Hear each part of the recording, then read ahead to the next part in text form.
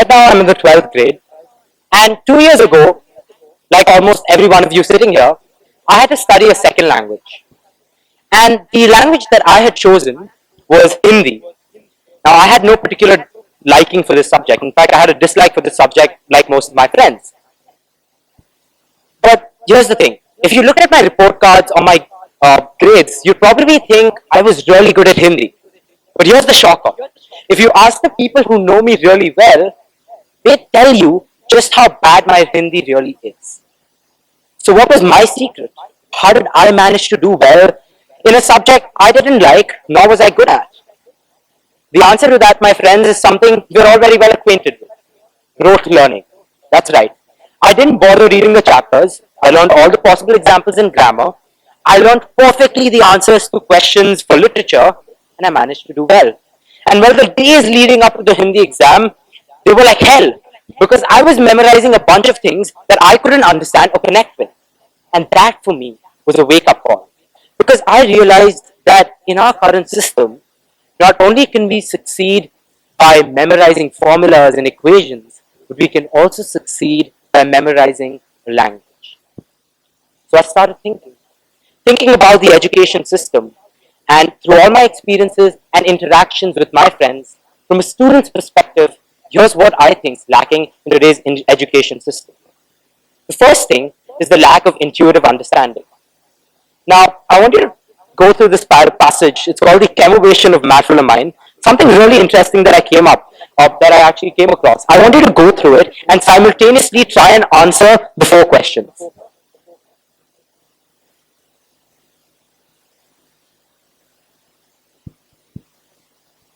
Now, here's the interesting bit. I could ask you, what is matulamine? And you would tell me, it's a catabolic cupitins essential for examination.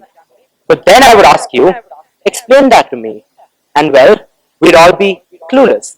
So you see, there is a fundamental difference between knowing something and really understanding it. When we look at the different subjects we study, why do we study them? The way I like to think of it is, they're all ideas, viewpoints if you would say. And what they do is, once you internalize them, they create new pathways for your brain to think on. And that's really what we need to do. So how do we do that? To do that, we have to teach ideas and concepts in such a way that it goes beyond just the end result. We have to look at why that idea came up. How did it come up? Why was there a necessity for it? What is its application in our world? And all of that. Because it is only when we explore all of those can we create a new pathway for our brain to think on, because we start looking at the big picture. Einstein once said, education is what you remember once you've forgotten everything you learned in school. I seriously hope in this case Einstein turns out to be false, because I really don't even remember what I learned last year, and I seriously don't want to graduate after 14 years of school as someone not very educated. But here's the thing I do know. The things I remember were the things that stuck to me, the things I could connect to, the things I could understand. And that's what we need to do with all the concepts. We need to develop a sort of fluency. The second thing is the lack of fun in learning. I'm sure all of us as students, or even the adults here, could relate to this feeling of boredom in the traditional lecture sort of classroom, or while doing assignments, things like copying down question and answers, reading a textbook, or researching about something factual. I had a music teacher with whom I used to spend many hours with, and with him I played solos, duets, trios, quartets, quintets in an orchestra. I played the violin, I played the viola, I played different sorts of composers, and it was always something challenging but exciting. It was something to look forward to. It was something dynamic, something fun, and that's what helped me develop a passion and understanding for music. And that's what we need to do with education. We have to make the process of learning magical. So, how do we do that? Now, when I was in the 10th grade, our school gave us a brilliant assignment. Honestly, it's the best assignment I've ever done. It was a short film making assignment about the Indian independence movement. And the reason it was so brilliant was because it had so many aspects involved. Things like working in teams, leadership, creativity, acting, directing, looking at things from different perspectives, time management, resource efficiency, etc., etc., etc. And I remember clearly what we learned from that and the amount of fun we had while doing that. And similarly, there are a bunch of others out there that we can actually incorporate in education. So, for example, relate what's happening around the world to the things that are being taught in school. I'll give you an example. Recently, in the newspapers, it came that that unemployment is at a 5-year high in India. Why not discuss the specific reasons for that in an economics classroom? While teaching the Vietnam War or the World War history, why not simulate the war so that the students understand what are the different perspectives involved? While teaching languages, why restrict ourselves only to literature? Why not use movies and music as well? So you see, there's a whole lot of things that we can do to make this process of learning fun. The next thing that I'm reminded of is the lack of flexibility in the classroom. Now, how many of you here, by a show of hands, have interests that you want to explore, but you can't right now? How many of you? Amazing. So you see, we're all unique individuals with a lot of passions. And similarly, when I came across Coursera, I signed up for a bunch of online courses on different things. But I never actually got to follow up with this. And the reason for that was the lack of time. We all have long school hours, followed by homework, then after that tests or examinations to study for. And while I was fortunate never to have tuitions, most of my friends went for tuitions. And an interesting statistic while I was actually researching was that 87% of primary school students go for tuitions and 95% of high school students go for tuitions in metro cities, according to a study by AstroCham. Initially, I feel this sort of flexibility should be within the subject itself. So, teach the fundamentals, of course, but after that, let students explore their interests. For example, this could be as simple as letting children read, write, and what they want to express about in English. Now, let's take Haley from Modern Family. If she got an opportunity to actually pursue her interest in fashion to a higher degree at high school, she probably wouldn't come off as someone dim-witted, but as someone exceptionally talented and creative. Similarly, what we need to do is, as the students grow older, increase this flexibility. So instead of telling them, here's a bucket, here's the subjects you can choose from, let's break those barriers and limitations. Let students study what they want to. And let's pave the way for the integration of online courses and self-learning. When we do this, we'll see a lot of interesting things happening. And honestly, I saw it with the last three things that I'm talking about. I've seen it work. So I used to take Model UN training sessions, and initially it used to be the standard, boring sort of lecture model. But what I did was I changed things. What I did was, first the students, I went and asked them, tell me a social issue that you're passionate about, and what are the different aspects involved in solving that problem. Then brainstorm of an organization that would actually solve these issues. Using this, they sort of understood what are the various levels in which an organization has to work on. And then I introduced the idea of an international organization. How did it come up? Why did it come up? How has the United Nations evolved? What are the things happening around us in which we can see the UN's work? And similarly, for the other things, I used lots of examples and case studies, and I made concepts intuitive. The second thing I did was always have activities and simulations so that it's never a standard lecture-based model. And of course, while giving assignments, I would never have things set in stone. It would always be broad themes, so they could explore about what they wanted to. And the best part was, when they came back the next day, we had discussions, and you know what I started seeing? They gained an insight. They started having discussions I've never even thought of, asking questions I'd never thought of, coming up with new ideas, and the best of all, I started learning so much more. The other thing I also did was I noticed that there were a bunch of skills, things like communication, negotiation, interpersonal skills, etc., that weren't covered in education. So what I did was I told those students about that and then used the various activities to actually inculcate them. Now in the current system, sometimes we do have such activities, but we're not telling students consciously about those skills which we need to start doing. And when it comes to the content of education, the next thing is the lack of value education.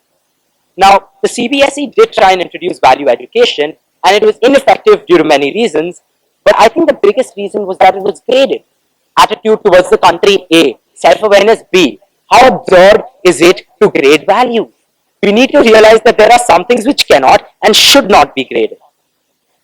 And in today's increasingly complex world, with so many distractions, so much unscreened information, it's imperative that we start introducing value education from a young age.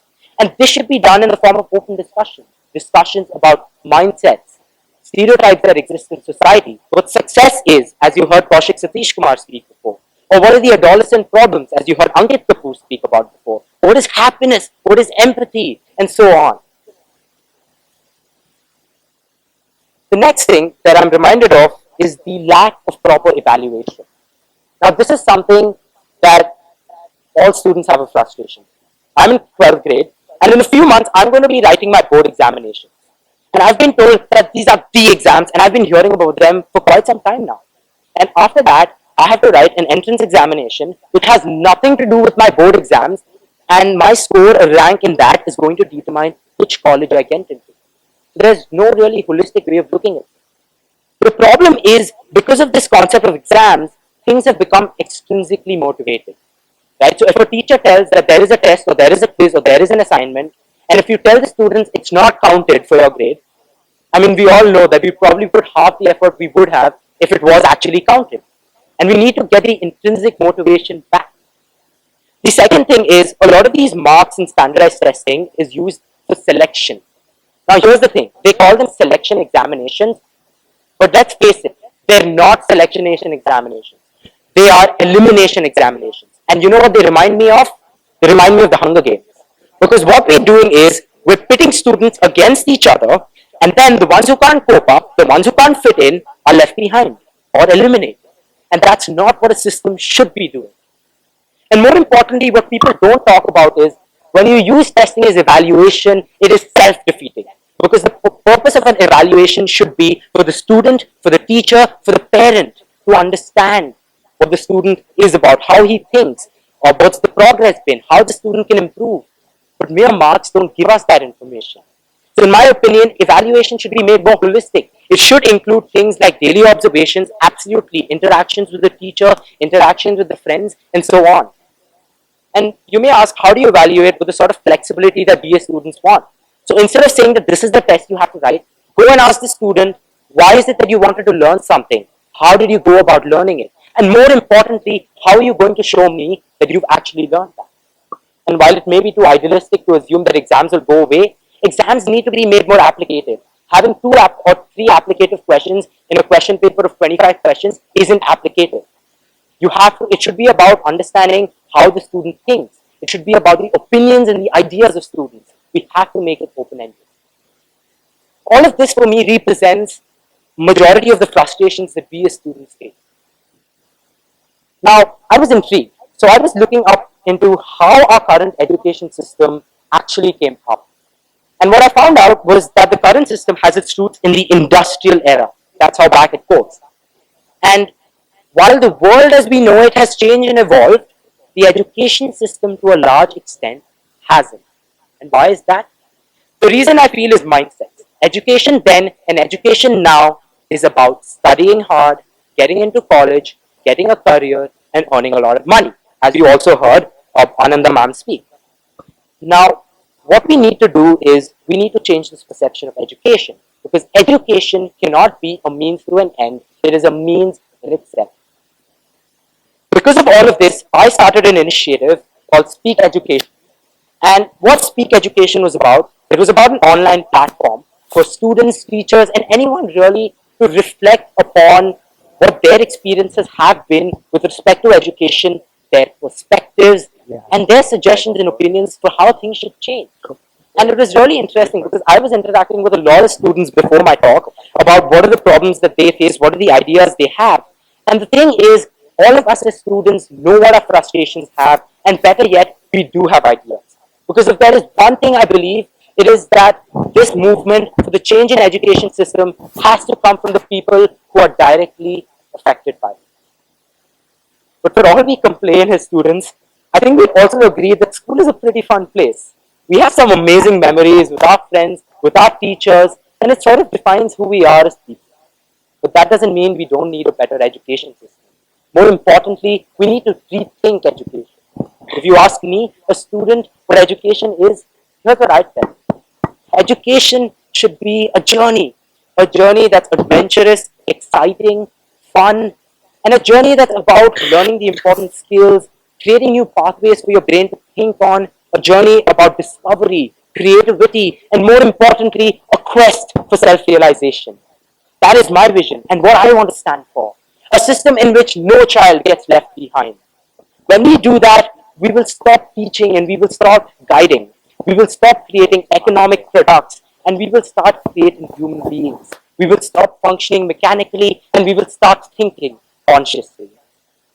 We need our youth smarter, more innovative, more creative, and more responsible than ever before. We've seen the world go at loggerheads with itself and start a world war.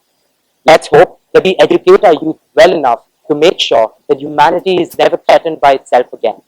The world will change as it always does. It will evolve. But the question is this: will the education system ever catch up?